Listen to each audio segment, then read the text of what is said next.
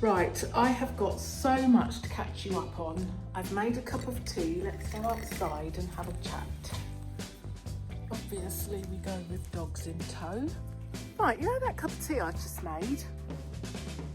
I just went to get my, I put it down, just went to get my stand, what's it called, tripod. Drank my tea. So now I have water instead. See what I have to put up with? This is what I have to put up with. This is my life. So honestly, I've got so much to catch up on. I don't know where to start really. I can't really go for everything because this video would be hours long. But even the last vlog, I didn't tell you half of what these two got up to. But one thing I do want to say, the weather is beautiful and it is literally so different when the sun's out and it's warm. It's the house, it's such a pleasant experience living here, but when it's not warm and sunny, it is a completely different experience. It's night and day. It's a total different experience, a total different feeling. And to think, just a few weeks ago, I was literally wearing several jumpers, jacket, hat, coats to take the dogs for a walk and leaving most of it on when I came in the house. I did actually get to the point where I was just done being cold, just done. Are you a cow or are you a dog? If you hear noises, it's Nelson's just sitting nicely there, but Terry thinks he's a cow and he's eating the grass. So one thing, although it is a long time away, I don't know, I can't speak. Anyway, Easter in Mino. My God, have you not just been fed? Easter in Mino. Even before Easter, for a good few weeks, I don't know, I don't quite understand it. It's where the priest goes around to the houses in the village. They do it at Easter, but they was doing it, maybe a Portuguese person can explain in the comments because I don't quite understand it, but anyway, they go around and they bless people's houses, and each church has its saint or whatever, and there's a lot of churches around here. So what they do is set off, they're not even fireworks. Well, they are fireworks, but they're not fireworks as I know fireworks. They're not fireworks that make a pretty display. They're fireworks that make the loudest possible bang that you can create. And apparently the louder the bang, the bigger display of wealth that you have. So what happens is the priest comes round, blesses your home, and then you let off fireworks.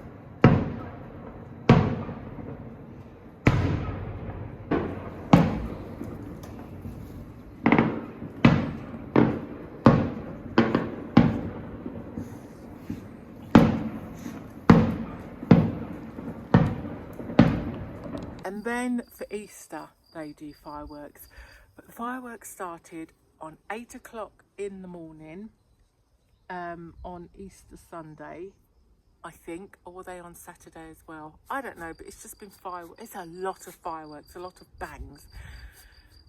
So they definitely started 8 o'clock on Easter Sunday and carried on until midnight at least, or maybe after midnight, but definitely midnight. And the dogs were fine at first, but then there was some really loud bangs and they just shot in the house. And yeah, obviously I wasn't going to just shoo them back out, so they spent time with me in my office, under my feet, and in the house.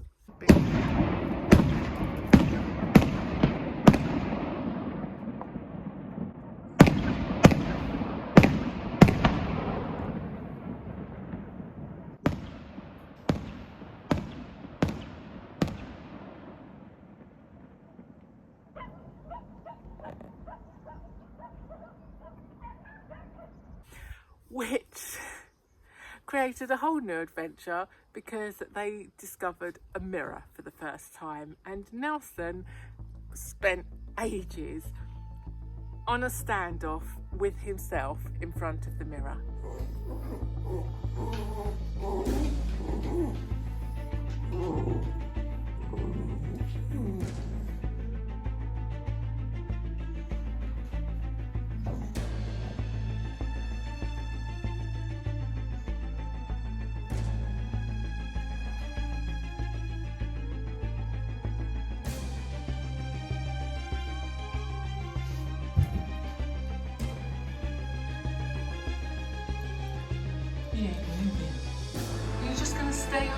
out? Are you just going to stay yourself out?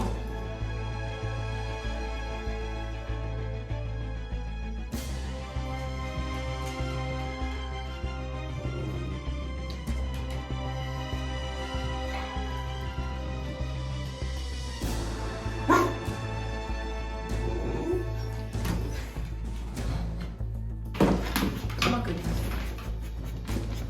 You are going to break.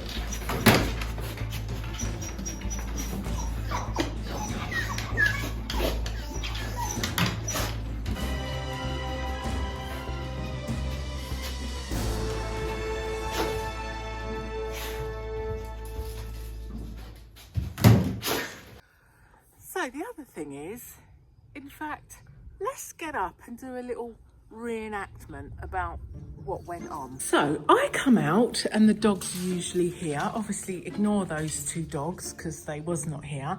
And I think, oh, where's Terry? They're not, and Nelson. They're not in their favourite spot up there where they like to lie in the sun. They're usually on this patio area, especially when it's warm because it's nice and cool here. And then I come out here, look. They obviously have a mooch around the garden, and sometimes they just sit up here and enjoy the view, and they weren't here. And I thought, oh, maybe they're around here because sometimes you get cats and stuff out here and then they, you know, run up and down here barking. And I thought, oh, they're not here. So they wasn't here on the balcony. Here they were not in the garden here, so I look up in front of me there. Obviously ignore those two dogs because I've got to take you along with me on this scenario, so you are with me. You've got to imagine it. These two dogs aren't here, and I'm thinking, I walk along here and you see up that road, I see this butt, Terry's butt, walking away from me. I see Terry up that road. I'm like, what the hell? And then out of the corner of my eye, I see something whiz across there, and that something is a Nelson, and which is very unusual. You can't see them today, but that field is full of chickens. So I rush out, I open the gate. Terry's really good. He sees me and comes back in. This is why I call them good naughty dogs. Terry, as I open the gate, sees me and comes in. I get myself in there. I don't know how Nelson got himself in there. And Nelson, as I say, they're very good naughty dogs, comes running towards me with a mouthful of chicken feathers. Anyway, long story short, he's killed one of my neighbour's chickens. So I bring the Cray twins back indoors, and obviously I go straight to my neighbour. Well, one of the neighbours saw me frantically saying, how do I get in here? I don't know how Nelson got in. The dogs got out, the dog's in here. So I brought the dogs in. I went over and said, look, the dogs have got in. At that point, I didn't know a chicken had been killed. I said, oh, I don't know if he's got hold of it. Well, I knew he had got hold of a chicken because he had a mouthful of chicken feathers. I said, I don't know if he's hurt a chicken. So we looked around, and yeah, one of the chickens was hurt, and then later on he died. He didn't last long.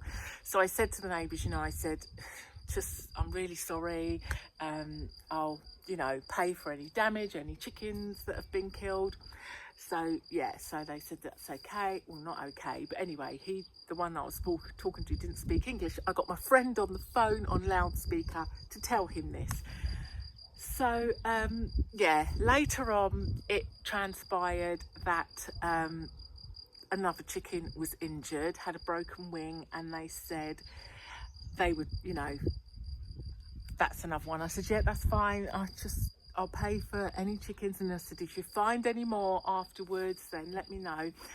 And the neighbour was actually really nice. She said, no, we've checked all round. It's only these two. And they said, here, do you want it? Oh, by the way, so the other chicken that had died, I'd already taken it. They said, well, if you're going to pay for it, you take the chicken.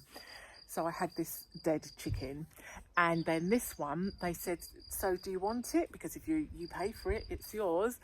And I said, no, not alive, I don't. I can't kill it. I said, what will you do with it?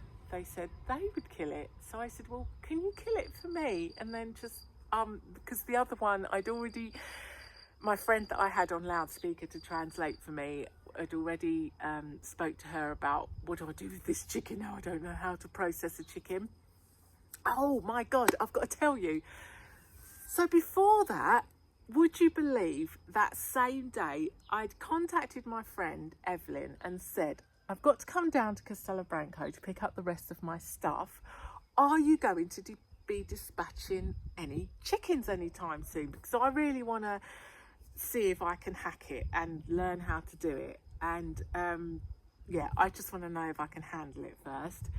And then would you believe, you know, a few hours later this happened. So anyway, I'd already arranged with my friend to take the chicken, the dead chicken that I already had, to her neighbours to process it.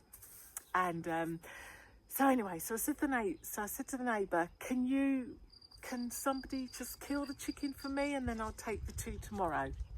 So they said, yeah, okay, and they went away with the chicken. Well, they didn't come back, and tomorrow came, and I was due to go to this woman's house to process these 2 chickens. Well, bless, the neighbour brought the chicken back to me all processed. I mean, not just killed, but completely defeathered, de-gutted, whatever, not de-gutted, gutted, completely prepared. It looked like a supermarket chicken. How sweet. My dogs kill their chickens and they bring me this beautifully and I was like, I'm so sorry, but they were so sweet. They said, it happens, it's okay. So the 2 chickens cost me €30, and yeah, so that was Nelson. Terry does kill chickens, but Terry's too stupid to get through the fence. He didn't. That was the other thing. So I was like, how did they get out? It was just Nelson, I think. I mean, he's a Houdini, but Terry, useless. He's a muppet. He can't jump and climb. And do you need to breathe in my face? So yeah, and then I realised the gate was broken. The screws had come out of the arm of the gate was broken, and clearly earlier that day I'd had a visitor, and when she left, obviously I just pressed the button and the gates automatically shut, but didn't realise they hadn't completely shut properly. And obviously these 2 thought, oh, something's open here, let's go kill some chickens. And so oh God, right, but let me tell you the next drama. Nelson, can we not do this with you just breathing in my face? Why don't you lie down? Come and lie down. That's it. Lie down. That's it. Lie down. So, yeah, get a belly rub. So, then, so you want to, don't start fighting. Otherwise you'll get my water over. Do you know, look, let me show you. These 2 have got wet heads, because they just started having a go. So I just chucked some of my water that I had to have instead of a cup of tea, because Terry drank my tea. Don't start. Nelson, I'm just about to tell them about your gallant behaviour. So don't start. Nelson is a little devil. He really is something else. So, we're out on a walk. Nelson redeemed himself after killing the chickens. Nelson, I honour you and name you Admiral Horatio Nelson. After Nelson, as in the Nelson on Nelson's column in Trafalgar Square, London, which is who he's sort of secondly named after. Let me just explain. As soon as I heard of these dogs, I thought, just if you don't know, they were kept in a kennel 24 hours a day, 7 days a week, locked up in an 8x4 kennel for their entire lives. And I said, oh, they're like Nelson Mandela and Terry Waite. So I thought, which one's going to be Terry and which one's going to be Nelson? Well, Terry Waite is a bit of a chunky man, so Terry the dog is also a little bit chunky, so he was definitely going to be Terry. But Nelson also reminded me of the Nelson. Oh my God, really? Nelson reminded me of the Nelson of Admiral Nelson, who was a small man and had a bit of. He was a very fearless man, and did he defeat Napoleon? I think. But anyway, he was kind of like someone that I imagine would have had small man syndrome, and this Nelson the dog, definitely, if he was a human, would have small man syndrome. So that's kind of why, although it was after Nelson Mandela, he's sort of named after Nelson, Admiral Nelson as well. So we're out, and this dog but we've seen this, we're walking along, which is literally near home, and this dog had seen us coming but scurried away into the fields. Then we carried on walking, but then it, I don't know, psychopath of a dog, because this is not dog behaviour I understand. There's a lot of dogs that we have to put up with, attacking us, barking at us. You know, Nelson's always up for a ruck. He really is something else. Even if the other dog doesn't start it, Nelson will start it. So we're always having fights. But this, and normally I can read dogs. You know, when you see a pack of dogs or you see some dogs, and you kind of, I'm quite good at reading whether, you know, we can just boo at them and shout at them and they scurry away. But yeah, normally I'm quite good at reading dogs, and so I can sort of handle the situation. This is psychopathic behaviour of this dog.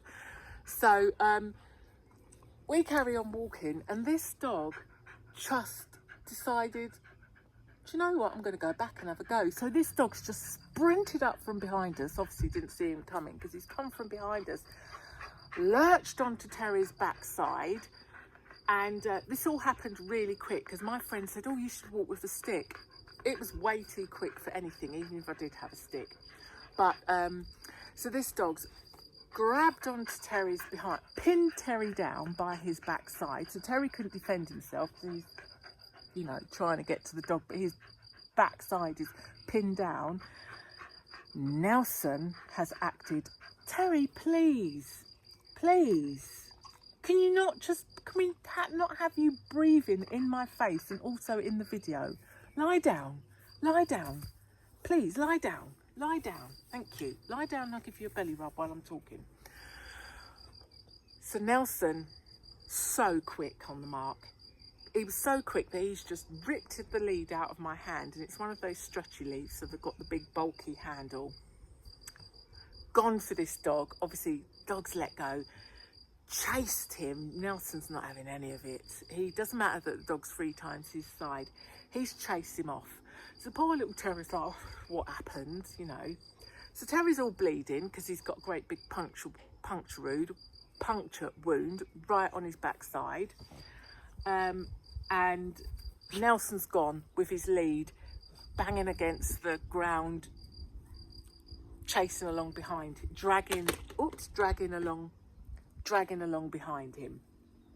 So, and then he's gone. He would not come back. He was chasing this dog down. He wasn't having any of it.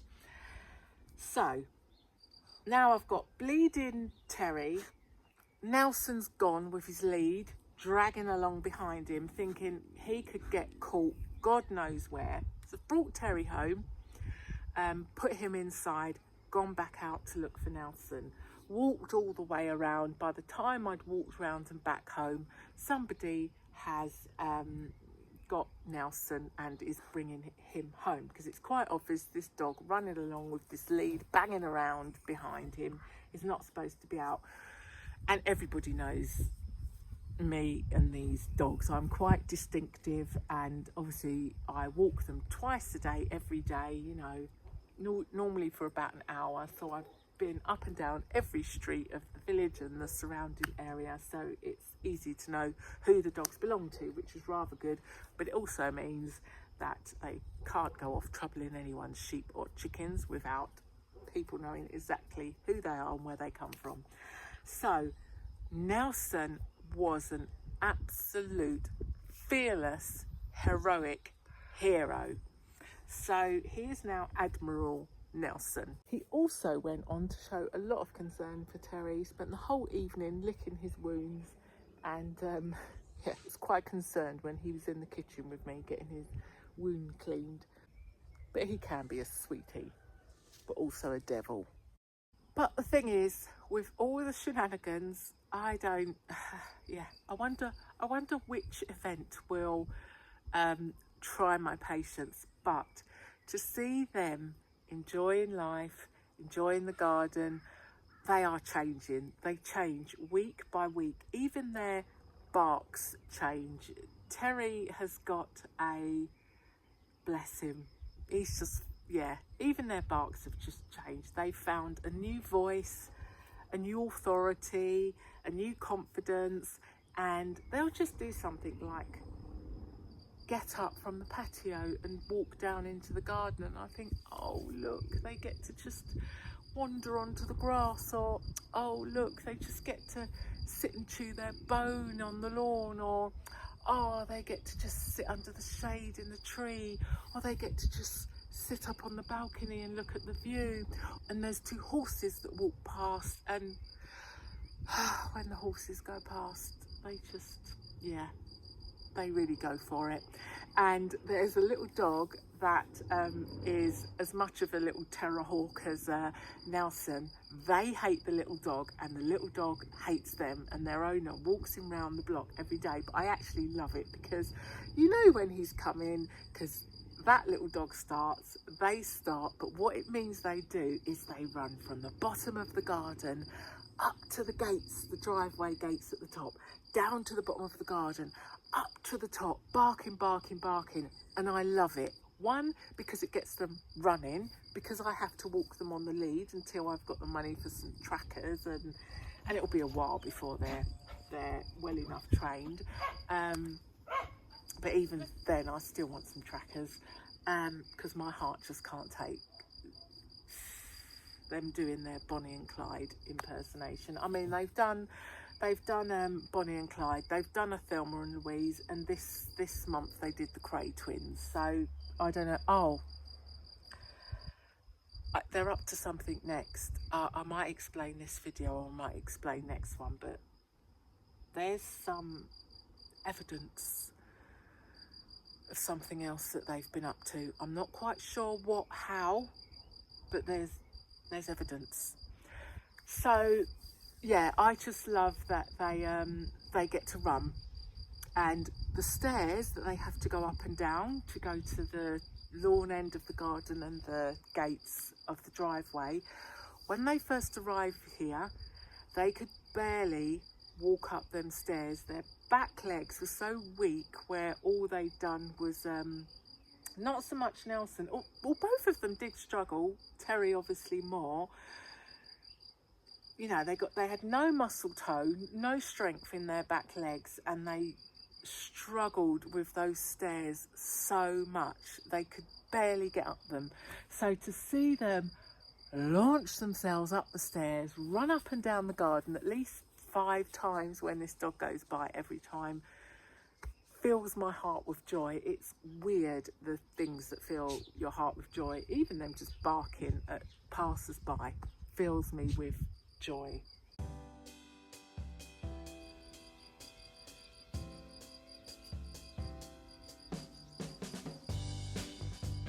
Oh, and before I go, thank you very much to John for the gift off of the boys' Amazon wish list. Thank you very much.